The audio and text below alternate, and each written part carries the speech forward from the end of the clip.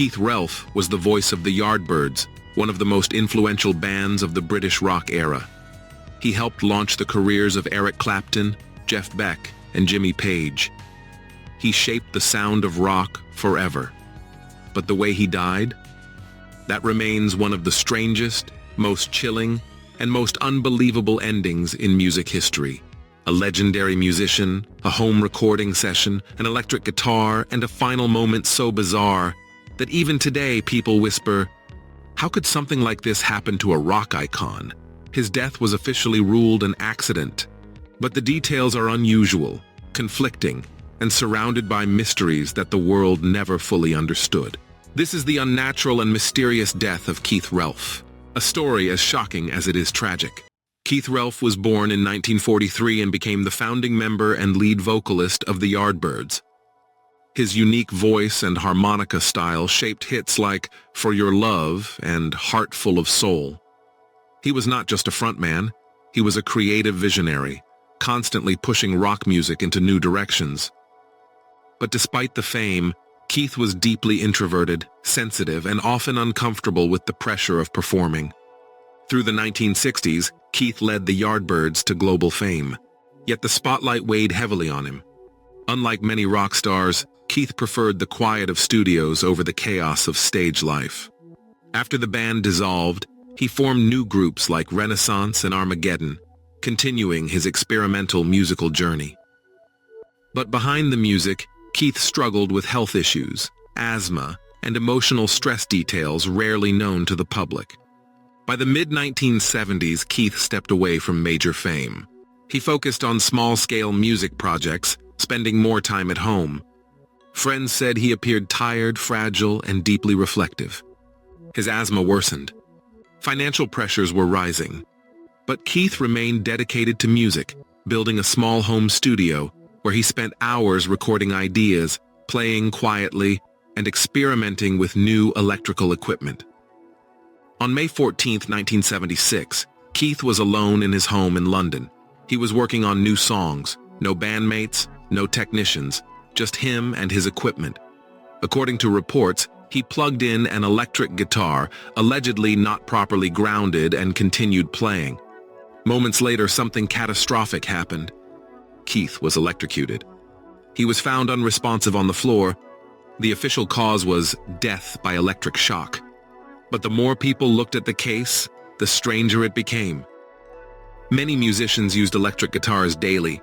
Accidental electrocution is extremely rare, especially fatal electrocution at home. Investigators noted that Keith had been using a home amplifier that was reportedly faulty. Some say faulty wiring caused the shock. Others say his asthma medication could have weakened his reaction time.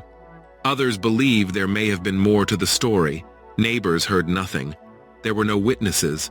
No one knows the exact moment it happened. And that's where the mystery deepens. People close to Keith raised several haunting questions. Why were some electrical components in the room damaged? How could such a low-voltage guitar setup suddenly become deadly? Why did medical reports conflict on the strength of the shock? And why did no one investigate further, considering the unusual circumstances? Some musicians speculated that Keith may have been experiencing breathing problems, making him unable to pull away from the electrical current. Others questioned whether the equipment malfunction was known earlier, but ignored. The lack of an in-depth forensic investigation created decades of confusion.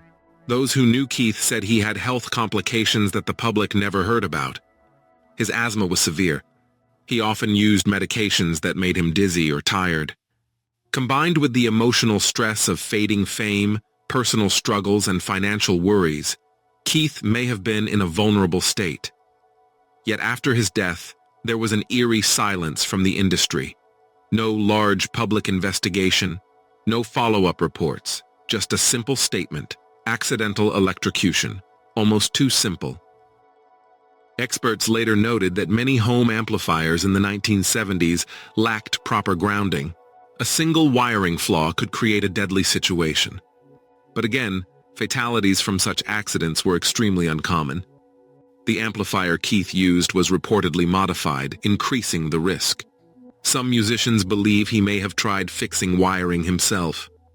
Without a proper investigation, we may never know the true combination of errors that led to the tragedy. As with any mysterious celebrity death, theories soon emerged.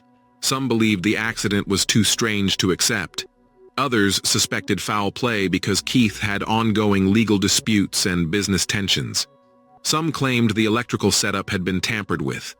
None of these theories were proven, but the secrecy, lack of details, and bizarre nature of the accident kept them alive. To the music world, Keith Relf was more than a singer. He was a pioneer. His sudden, strange death shocked everyone. Many musicians expressed heartbreak, saying Keith deserved far more recognition and protection than he ever received. Fans still visit tribute pages, posting emotional messages about his contribution to rock and the tragedy of his final moment. Keith Relf's death remains one of rock history's most mysterious endings. A brilliant musician, a gentle soul, and a visionary artist, gone in a way almost too strange to believe. Was it a tragic accident? A malfunction? A health crisis at the worst possible time? Or a combination of factors that still remains unsolved? One thing is certain. Keith Relf left behind a legacy that shaped rock music forever. But his final moment will always feel unnatural, unexpected, and deeply mysterious.